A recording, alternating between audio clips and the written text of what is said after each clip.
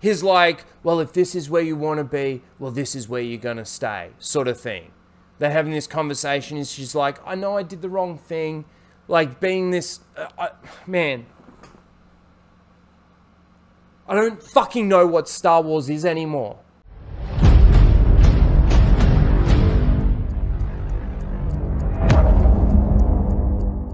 G'day guys, and welcome back to Raging Rhino. Alright, I just finished watching The Bad Batch, episode 2. This episode, it wasn't anything bad, but it wasn't really any good. It was actually quite boring.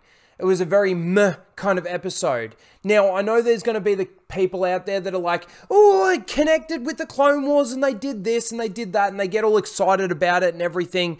And I just don't buy into that, because what they're doing over there at Lucasfilm with Star Wars right now, I just don't buy into any of this stuff being really planned out. They're just pulling from their own, you know, canon and the characters that they've created and everything, and it doesn't matter about the lore or the continuity of it. And I don't think, again, this episode, like the previous episode, is completely, like, it's not offensive in any way, you know, to the lore or to the canon.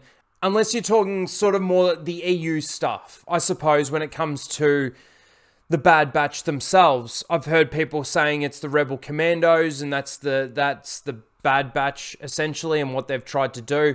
I don't know. I haven't read it, so I can't really speak on that, but I've just heard people mention that.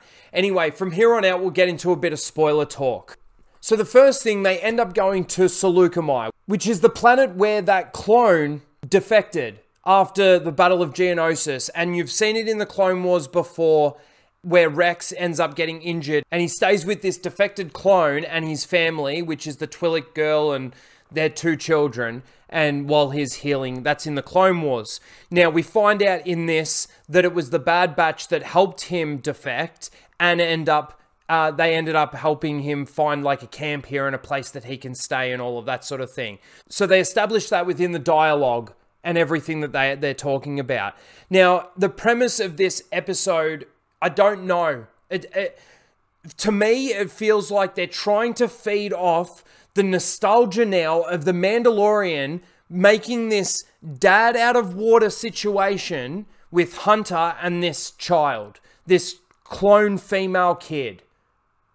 And that's all it comes across like. They're really trying to feed off what they did with The Mandalorian, like I said. And, of course, in that you've got Baby Yoda being this child and he's sort of looking after this kid. It's babysitters in space. That's what Star Wars has basically become out of the last 2 things that they've brought out. Babysitters in space. Male heroes that are fish out of water. I don't get it. And then you've got a female clone that comes in and she is good at everything. She explains basically about the inhibitor chips, and Hunter asks Tech if he knew about this, and he kind of assumed that they were there.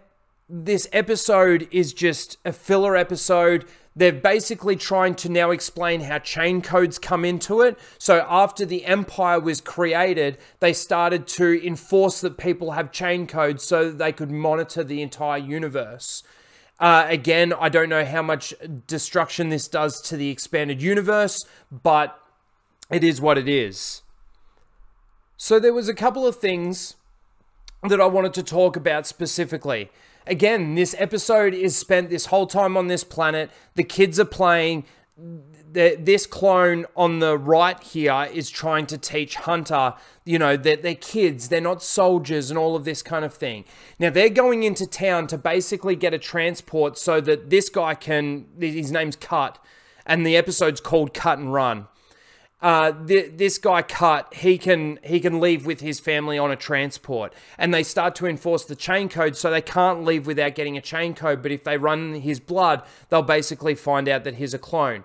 Now, they're also trying to be discreet when they go into town here, and you can see him trying to tilt his hat. I just want to point out, on the far left-hand side of the screen, you've got stormtroopers. These guys are literally walking through a town with stormtroopers patrolling, and Hunter's face looks very, very, very much like a clone. And he's not even covering it up at all. And they don't get busted or anything. It's like this bit here. They're walking just down the street, right? And I'm going to play this for a second. So they're walking. Cut taps Hunter on the stomach and says, turn the corner. The stormtroopers that they're hiding from are right here. So they were walking towards each other and they didn't notice their faces looking like their own faces, because these guys are still clones at this stage, as far as I know. They haven't disbanded the clones. I don't think they have at this point. So why don't they recognize them? And they just use that as cover while the troopers walk past there. Like, again, it's just little things within the storytelling for me that's like, come on. And then there's another moment right here where they're standing in line to basically, they're waiting to get their chain codes. And I'll explain it again. You've got a trooper all the way over on the, like, just above me here. You've got a trooper on the far, man, pointing the wrong way. You've got a trooper on the far, right over there. And all he's doing is tilting his hat. And Hunter's fine. Wrecker's fine. I suppose Wrecker doesn't look too much like a clone. He definitely sounds like one. But it really just took me out of it. I'm like, hold on a second. They're not being recognized at all. To me, it was just really bad storytelling. Really bad writing, basically. I don't see how these guys could just walk through the town with these other clones standing around and they're doing nothing about these clones that are just walking through the town, not in uniform or anything. Anyway, that's my thoughts on that bit. The stuff with Omega. This kid knows everything. She's really good at stuff. She's still finding her feet. Like, they try and show this moment when they land on this planet for the first time and she comes out and she's like, oh, sun. She's never seen the sun before. And she's walking out and she's smelling and she's like, what's this? And she picks up dirt and Echo goes, it's dirt. And she goes, it's awesome. Like, it was just, I don't know what this is supposed to be. That's why at the beginning of this review, I was like, so hang on a second. We're just doing the same thing. We're copying and pasting the Mandalorian storyline in regards to a fish out of water dad takes on a foster kid, and a Hunter tries to palm the kid off to these guys, and she just disobeys. Like, she ends up going off with them. He organizes to get her a chain code and all of this kind of stuff, and he's supposed to be going off with Cut and his family. And she just leaves. All of a sudden, she's with the family, and then she's in the middle of this fight going, wait for me. Wait for me. Oh man, it was just a bad episode. A bad episode. And then right at the end, you've got this scene where they're just talking. He's like, well, if this is where you want to be, well, this is where you're going to stay, sort of thing. They're having this conversation and she's like, I know I did the wrong thing. Like, being this, man, I don't fucking know what Star Wars is anymore. This is just garbage storytelling. Like I said, babysitters in space. That's what this fucking show is. Just like The Mandalorian. And then she'll end up being Force sensitive and Luke Skywalker will show up at the end and take her to his fucking temple. And then him and Baby Yoda and fucking this girl can all train together.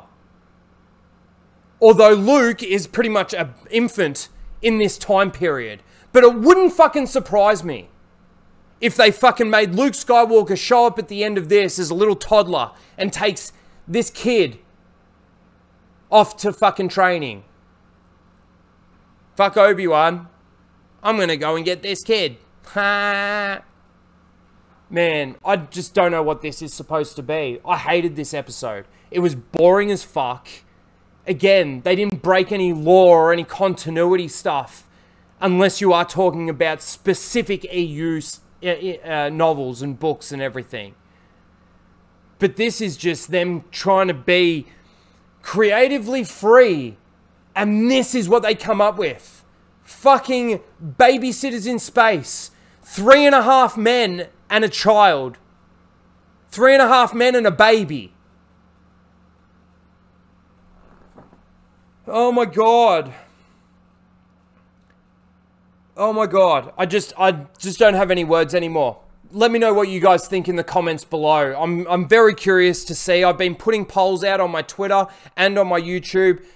just to see what people think about this, and we'll have a look at that probably on Casual Rage. I didn't even know that they were actually releasing episode 2 this quickly after episode 1.